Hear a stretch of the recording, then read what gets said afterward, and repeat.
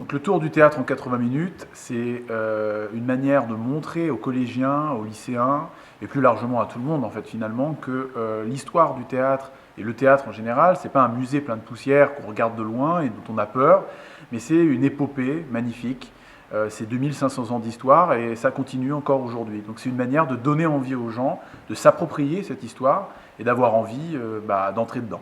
Et on commence le spectacle par une question en fait, qu'on pose aux personnes, donc on les filme, et le spectacle commence par une sorte de medley de reportage en fait.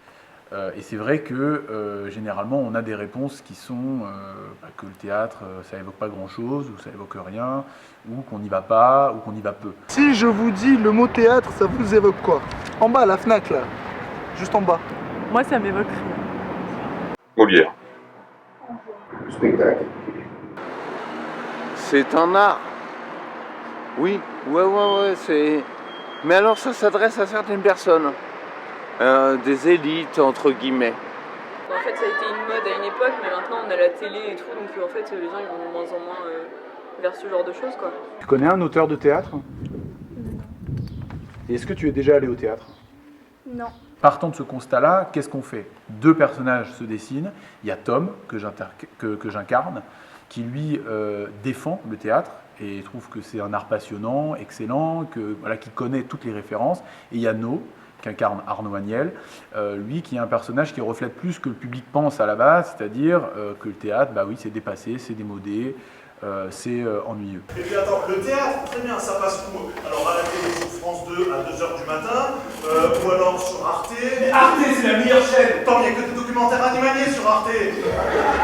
Non mais rends-toi à l'évidence, c'est complètement dépassé cet art, ça n'a aucun avenir. Et dans le spectacle, il y a du théâtre de tréteau, vraiment, à la Commedia dell'Arte, il y a du théâtre où on va vraiment chercher quelqu'un dans le public, où on joue avec eux, il y a du théâtre un peu plus traditionnel, où on va vraiment jouer par exemple des personnages, par le biais vraiment des jeux de lumière aussi, des différents éclairages.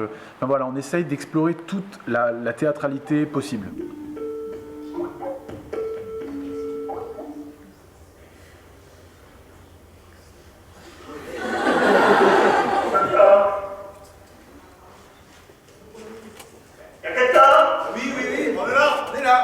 Est-ce que vous m'entendez? Oui, on vous entend. Bonjour, qui je suis?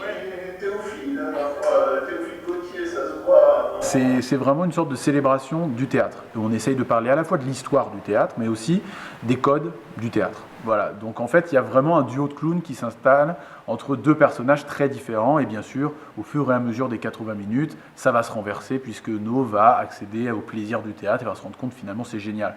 Et du coup, l'effet de miroir va être accompli, puisque le spectateur, comme No, on l'espère, va ressentir tout ça.